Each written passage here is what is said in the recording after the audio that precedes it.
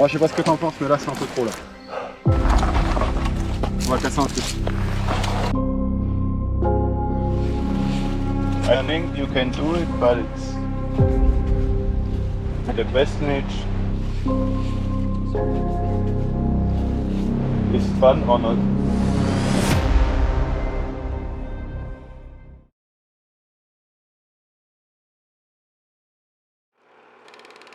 Il y a 33 ans, mes parents terminaient un tour de Corse en moto, à deux sur une Kawasaki 600 KLR chargée comme une mule. Une épreuve tant pour mon père que pour ma mère, qui devait se frayer une petite place entre le pilote et les bagages.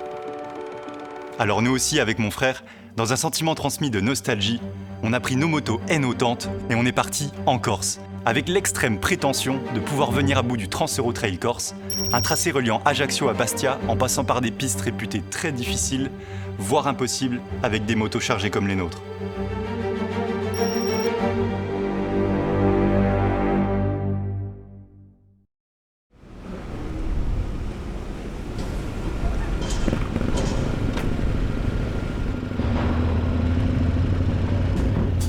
À peine débarqué, on s'attarde pas à Ajaccio et on part directement sur le TET.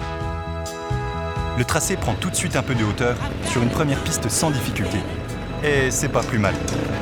Ça permet de se dégourdir un peu les pattes après 500 bornes d'autoroute sur le continent et 7 heures de ferry. On prend le temps de découvrir la Corse, qu'on connaissait jusqu'à présent qu'à travers les récits de famille et l'album de photos Corse 1991. Et rapidement, cette première journée a pris des airs de vacances. Calanques, plage, chaleur, soleil. On en viendrait presque à sous-estimer le défi qu'on s'est lancé et les difficultés qui nous attendent dans les jours qui suivent.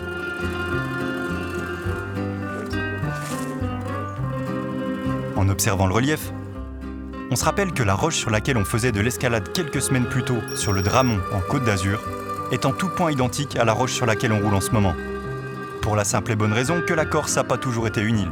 Il y a quelques millions d'années, elle faisait partie intégrante du continent.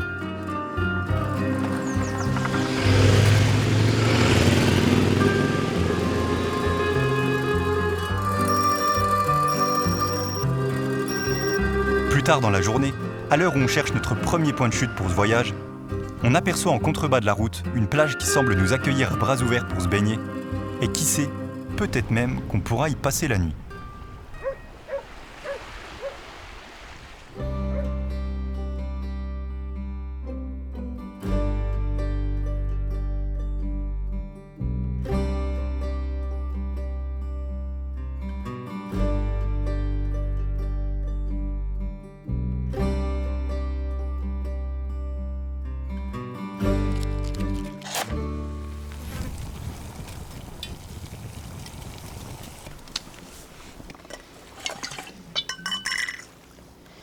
T'as aimé manger avec les mouches? Ah ouais. On a été envahis de mouches, mais c'est peu dire.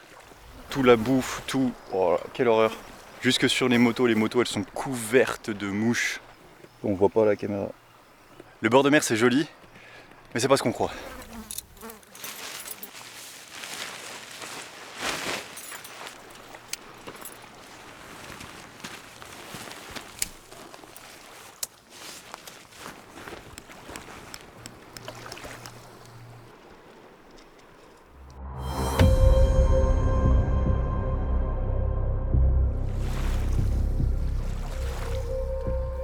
Cette nuit, on s'est gelé. Les températures sont plus basses que prévu et en préparant nos affaires, on s'était basé sur les normales de saison. Donc on a pris très peu de vêtements chauds et un petit sac de couchage 15 degrés. Sauf que cette nuit, on était plus proche des 10 degrés que des 15. Donc on a fini par dormir avec nos tenues de moto.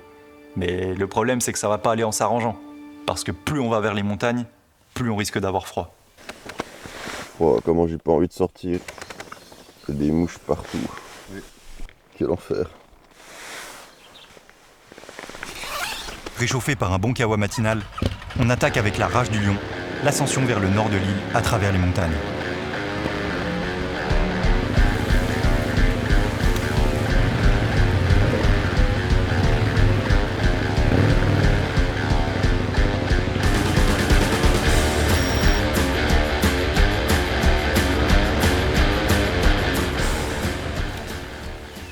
Un bâton, puis on regarde. On trouve pas.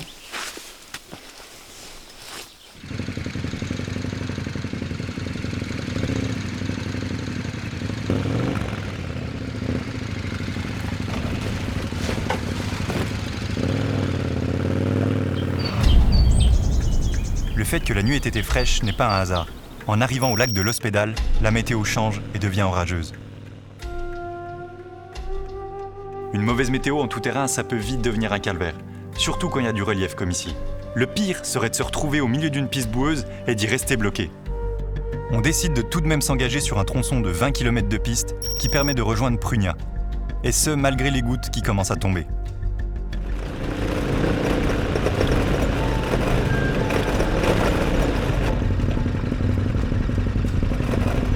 Et le moins qu'on puisse dire, c'est qu'on y a échappé belle. Quelques minutes après notre passage, le déluge.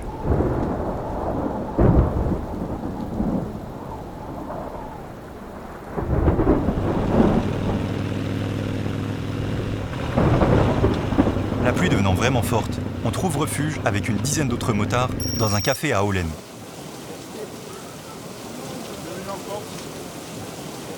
En venant en Corse, on s'attendait vraiment pas à avoir une météo pareille. Parce que quand les gens parlent de la Corse, ils parlent du soleil, de la chaleur, des plages paradisiaques. Et nous, on a la pluie. Et quand on était à Aulen, on a même eu de la grêle. Une accalmie nous permet de reprendre la route de Ghisoni par le col de la Vaccia et le col de Verde. 66 km qui n'en finissent pas de tourner.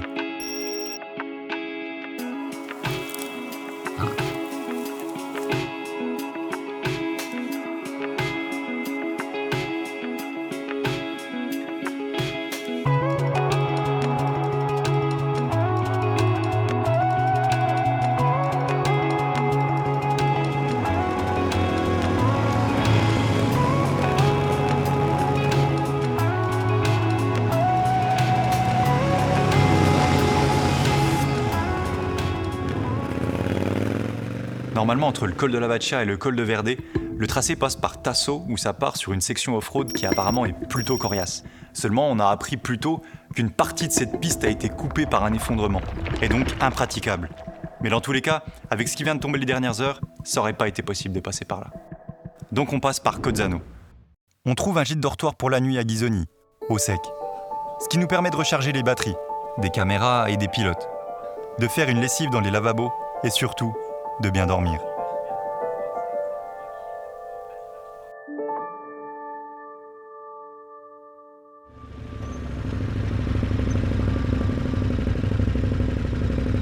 Ghisoni, c'est la plus haute station de ski de Corse. Et qui dit ski, dit beaucoup de relief. Ce matin, sans échauffement, le tracé attaque directement par une section bien raide. Le col de la Croix. Un col qui fait prendre 300 mètres de dénivelé positif, avec de la caillasse, des virages en côte et du dévers.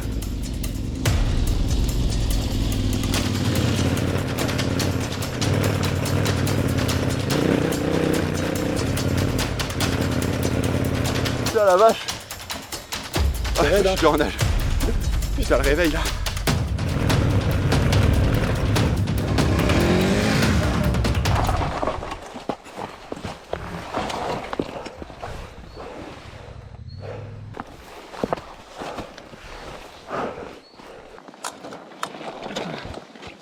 T'as de la vitesse là ? Effectivement, les amis, le TET en Corse, ça aide.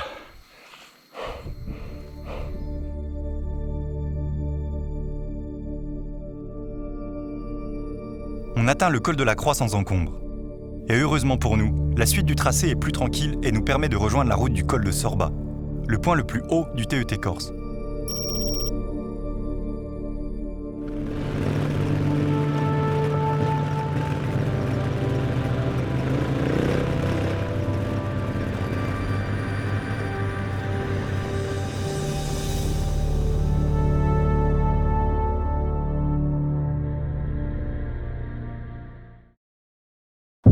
Mais genre ça allait bien, et là juste au freinage. Là. On redescend dans la vallée de l'autre côté du col de Sorba, et là, au moment où on arrive en bas du col, Comme si ça avait, je sais pas. Voilà, je comprends pas.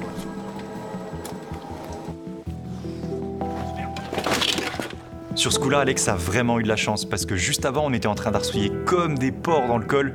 Et si ce décollement de pneus était arrivé alors que la moto était inclinée, c'était ciao. Mais t'as crevé là Je l'ai senti là. Parce que tu l'aurais senti dans les virages. Tu l'aurais senti dans les virages. Bah oui. Ouais, mais le pire, c'est qu'avant, oui, on mettait de l'angle, quoi. Attends, mais il y a un clou, il y a quelque chose. Il n'y a pas de pète sur la jante. Ouais, y a rien, putain, c'est quoi ce bordel? Ah, si, là, j'ai un pet, là. Ah bah, c'est décollé. Bah, moi, c'est pas ça qui a fait, hein. On fait des trucs beaucoup trop lourds pour nos motos. Si à chaque fois, on fait une jante. Pression pneu avant basse. Ah bah ça, oui, pas de basse, elle est basse.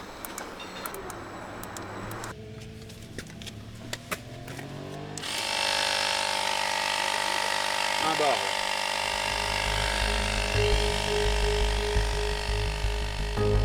On réalise la chance qu'on a eue et on est dans la compréhension totale. On voit rien, le pneu est nickel, pas de traces, pas de crevaison, il y a juste un tout petit plat sur la jante mais vraiment pas grand chose. Et on se demande mais pourquoi c'est pas arrivé quand le pneu était en contrainte dans les virages? Pourquoi c'est arrivé à basse vitesse? Elle est où la fuite? Et est-ce que c'est déjà la fin du voyage? On est dimanche, tous les garagistes sont fermés. On appelle une dépanneuse qui arrive 3 heures plus tard et emmène la moto jusqu'à Corté, dans un garage qui devrait être ouvert demain matin.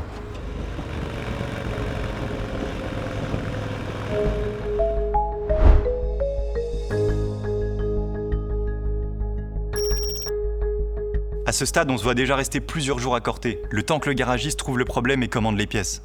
C'est le coup dur.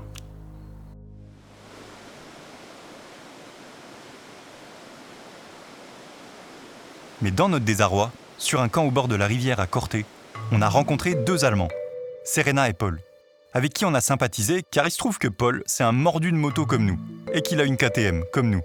Mais contrairement à nous, qui venons du monde de la route, lui a grandi sur des motos de trial et de cross. Et de manière générale, il est très à l'aise en tout terrain. Et en plus, c'est un voyageur.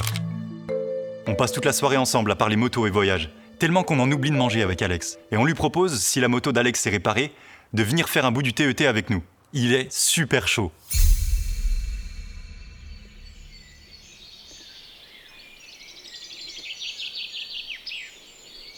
Le lendemain matin, je me lève, je commence à préparer le café tranquillement. Et là, qui je vois arriver tout frais comme un gardon? Alex, qui s'était en fait réveillé avant tout le monde et qui est parti à pied au garage à 7h40, où par chance le mécano était déjà là-bas et il l'a pris tout de suite. Bon, bah, en fait, c'est pas. J'ai dû perdre la pression hier. Soit l'obus était un peu dévissé pour la crevaison lente, mais il n'y a pas de crevaison. Il n'y a pas de. Apparemment, la moto n'a rien. Pas de fuite, pas de défaut. Ce serait juste une perte de pression due à un choc. Ça, c'est une bonne nouvelle, parce que ça veut dire qu'on peut reprendre la route tout de suite sans avoir perdu trop de temps. Alors ni une ni deux, on plie les gaules et on repart avec Paul sur le TET.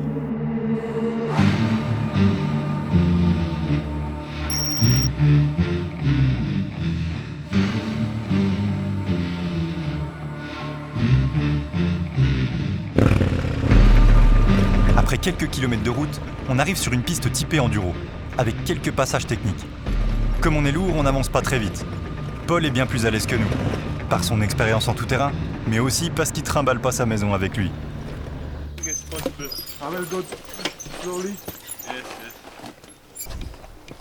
The problem is that you can't fall on the right. Should I stand there? Yes, maybe.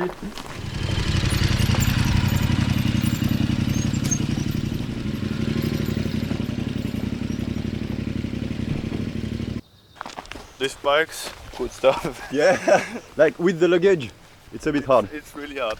Yeah.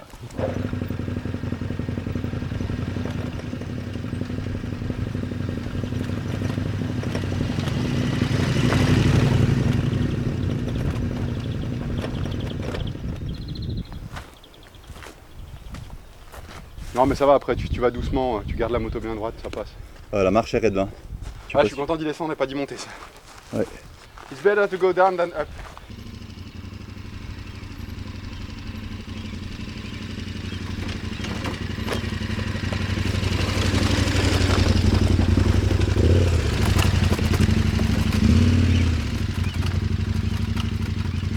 The locals are hard for this terrain. Yeah. It's really tough. Ouais, nice. You do good job. Perfect. Il y a des putains de chenilles urticantes qui nous tombent dessus.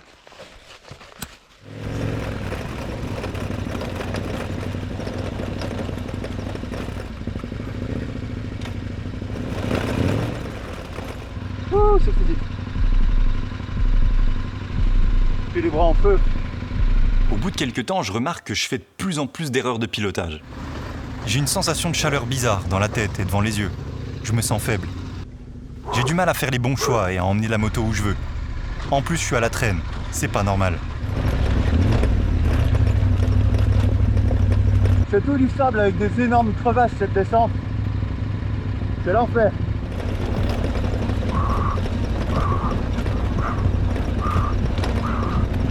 Oh putain de merde. Ma jauge d'énergie est vide.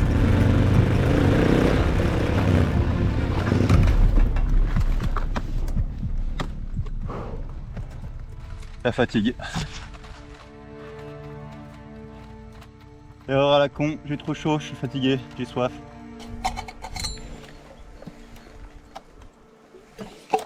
Everything fine? Yeah, I was overheating. In the heat and big bikes, I think it's really hot. It's really hot. Okay, 3, 2, 1.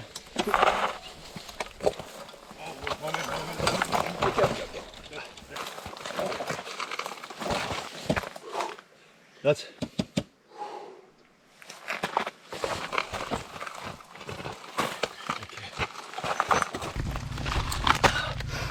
des erreurs à la con comme ça qui font perdre un temps fou et de l'énergie à tout le monde. Super. Et aussi le fait que j'ai pas mangé ce matin, qui aide pas. Et là, je fais le lien. Ce matin, au moment où mon frère est revenu du garage et qu'on a su qu'on pouvait repartir, j'ai replié mes affaires en vitesse pour qu'on reprenne la route au plus vite. Et je me suis dit, c'est pas grave, je mangerai plus tard. Sauf que ce que j'ai oublié, c'est que j'avais déjà rien mangé hier soir, à part de la bière. Je suis en hypoglycémie. Ah bon? Ah ouais, c'est horrible. J'ai rien mangé ce matin. J'ai pas eu le temps. Ah bah faut qu'on mange alors, je vais te donner des barres. Bon, je sais pas ce que t'en penses, mais là c'est un peu trop là. On va casser un truc. Maybe a bit much, yeah. I think you can do it, but the question is fun or not.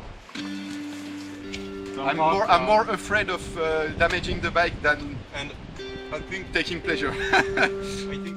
On a une semaine encore à tenir. On va aller faire les pistes faciles au nord.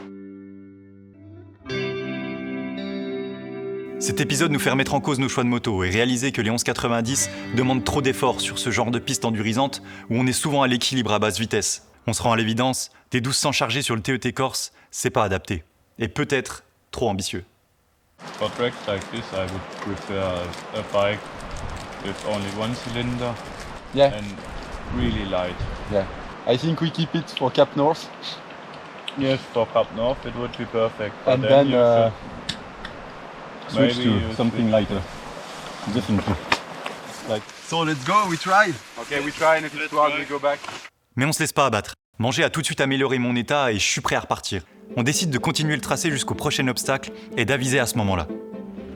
Paul nous a suivis sur un dernier segment d'une dizaine de kilomètres, cette fois-ci bien roulant, avant de retourner auprès de sa princesse, qui l'attendait sagement au camp.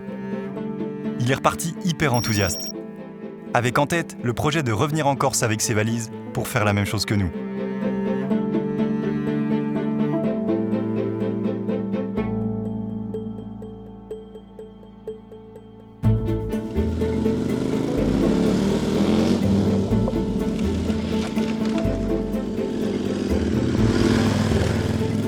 Une petite liaison nous amène dans une section off-road magnifique, où le tracé suit la crête pendant une dizaine de kilomètres. On roule avec les deux vallées de chaque côté, c'est vraiment impressionnant.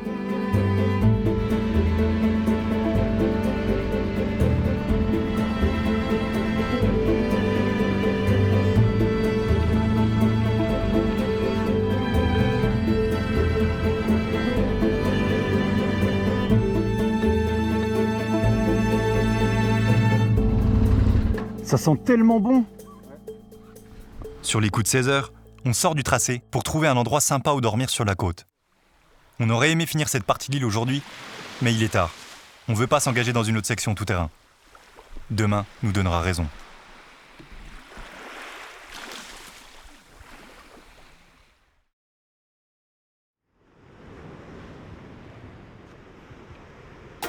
Ce matin, bien qu'il soit tentant de profiter des plages de sable blanc avec une petite pietra, on est parti reprendre le tracé là où on l'avait quitté hier.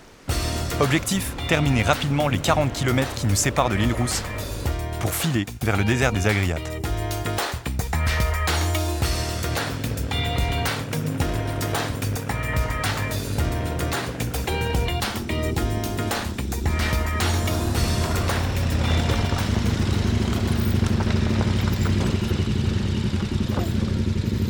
Là vous avez fait la partie rigolote là. C'est vrai? Ah, ça tabasse déjà là. Hein. Ouais non après c'est pour ça que je vous le dis. Vous avez monté comme ça. Je dis pas ça pour vous décourager, vous faire Ah non, peur, mais hein, c'est vraiment sympa de nous toute prévenir. sincérité, hein. Bon ben on va regarder, on y va doucement puis... Ah là c'est pas déjà pour la moto là. Ah ouais. Ouais c'est un vrai pierrier quoi. Avec le relief, ce pierrier, c'est une vraie galère à passer. On y passe du temps. On arrive devant la côte du col de la Leggia, dont le 4x4 nous a parlé tout à l'heure. Et effectivement, je comprends que beaucoup de motoristes bloqués ici. Il y a de la pente, des grosses marches, des crevasses et beaucoup de caillasses.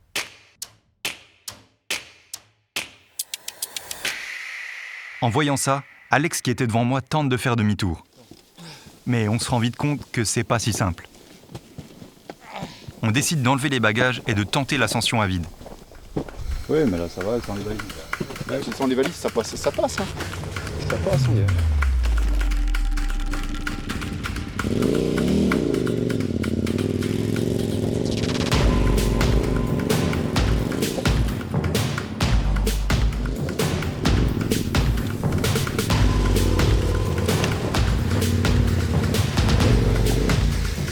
La moto bouge dans tous les sens, mais ça passe. On arrive tous les deux en haut. Et le plus fatigant, je dois dire, c'était tous les allers-retours qu'on s'est tapés sur 300 mètres et 60 mètres de dénivelé en tenue de moto sous le soleil pour monter les bagages.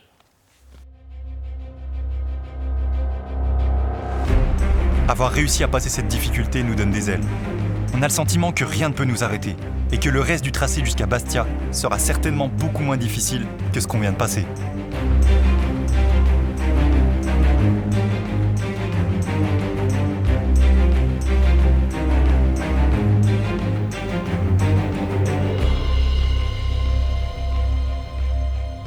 On établit le camp vers la plage de l'Ostriconi, au pied de la piste.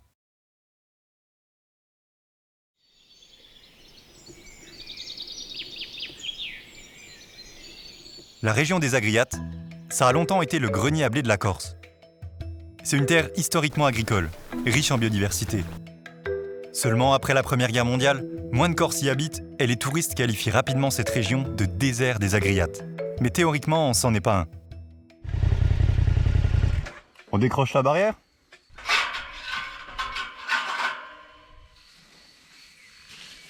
On la referme derrière.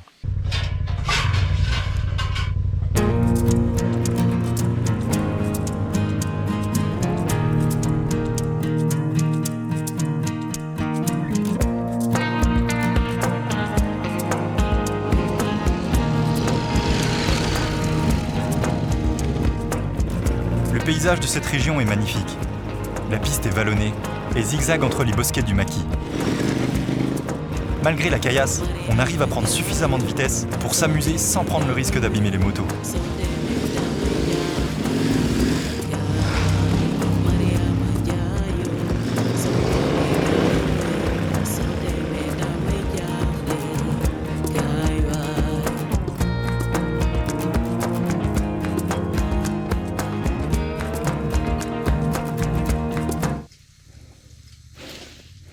Ouais, les flaques de boue, ça glisse.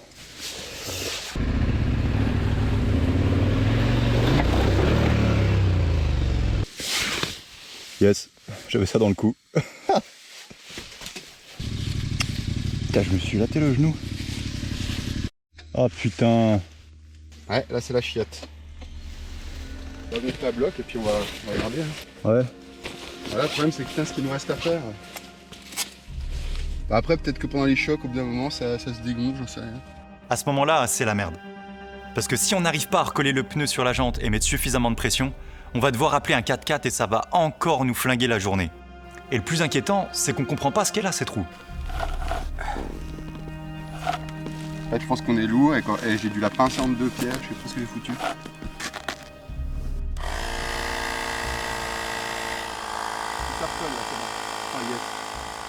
Heureusement, sans qu'on comprenne pourquoi, cette fois-ci le compresseur a suffi à recoller le pneu. Et alors qu'on avait un peu mis ce problème de côté, il nous revient en pleine figure.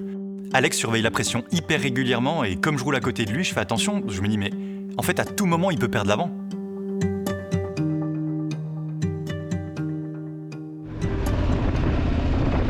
À mi-parcours de ces 22 km dans les Agriates, la piste mène au Paillé de Guinu. Des anciens abris en pierre servant de refuge aux voyageurs. Ils ont été restaurés et sont toujours en libre accès.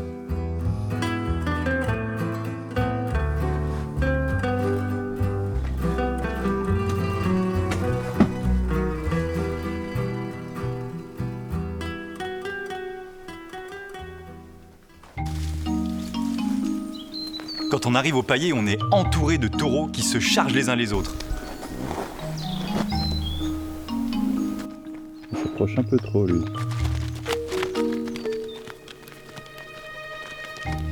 En tout cas, je pense que si je devais dormir ici, je dormirais dans les Paillés et pas dans ma tente. Alors on est là et on rejoint la route par là, on a fait tout ça. On a laissé les taureaux pour prendre la direction de la plage de Saleccia, un peu plus loin à l'est. Et là, la piste, c'est pas la même histoire. Comparé à tout ce qu'on a fait avant, c'est un boulevard.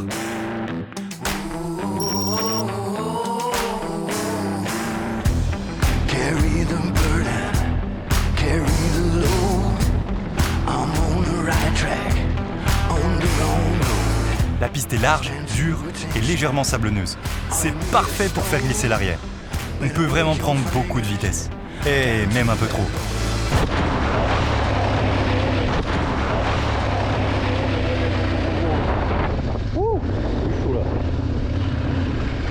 Je l'ai pris pleine bourre. Ouais, moi aussi, là, ça m'a fait sauter. Ouais. En fait, un des 4x4 avec qui on a discuté ce midi nous a expliqué qu'ils ont fait ces espèces de dodanes inversées pour éviter que les gens roulent comme des zouaves. Bah, ça marche.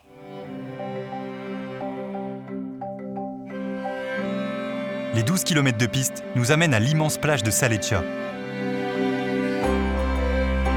Et c'est 1,2 km de sable d'un blanc paradisiaque. Elle est considérée par beaucoup comme l'une des plus belles plages de l'île. Une plage marquée d'histoire, puisqu'ici, en juillet 1943, le sous-marin fantôme Casabianca livra 13 tonnes d'armes à la résistance. Une opération qui participa à la libération de la Corse quelques mois plus tard.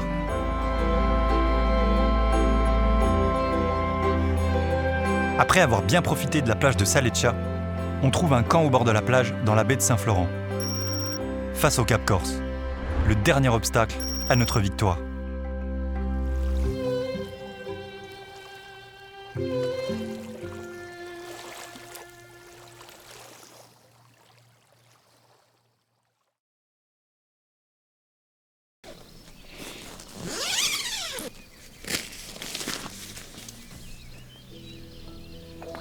Ça va? Oh, je suis un peu claqué là. Normalement, aujourd'hui, c'est notre dernière journée sur le TET.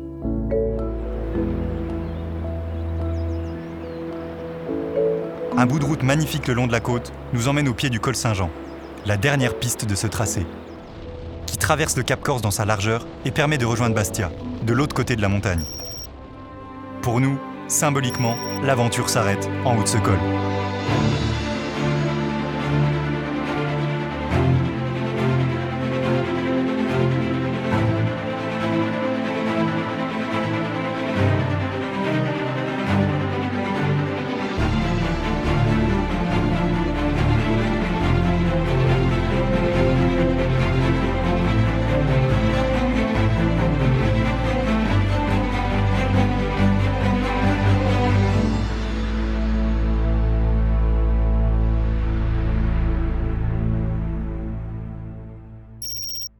Quand on arrive au sommet du col, c'est vrai qu'il y a un petit moment d'émotion parce que Nous, on vient de la route à la base. Tout ça, c'est nouveau pour nous. Il y a encore 2 ans, on n'avait jamais touché un trail de notre vie. Et là, on se retrouve à terminer ensemble le TET Corse avec des trails hyper lourds. Ouais, on est fiers de notre progression. Et maintenant, le voyage n'est pas fini. Le ferry de retour est à Porto Vecchio dans 2 jours. Alors on a profité un peu de la Corse. On est redescendu jusqu'à Bastia par l'autre versant du col pour terminer officiellement ce défi. De là, on a traversé l'île en direction de la côte ouest. Une route encore aujourd'hui gravée dans nos mémoires par ces 140 km de route de montagne sans interruption jusqu'au golfe de Porto. On y a admiré les célèbres calanques de Piana au coucher de soleil. Une véritable merveille volcanique inscrite au patrimoine mondial de l'UNESCO.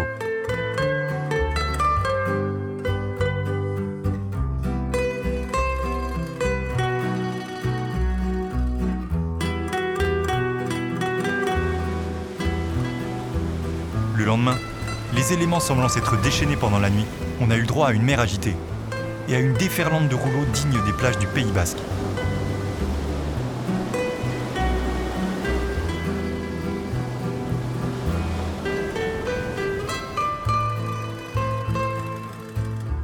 On en a profité longuement sur la plage d'Aron, avant de longer la côte ouest jusqu'aux falaises de Bonifacio, où nous avons passé notre dernière nuit sur l'île. Demain, nous rejoindrons Porto Vecchio.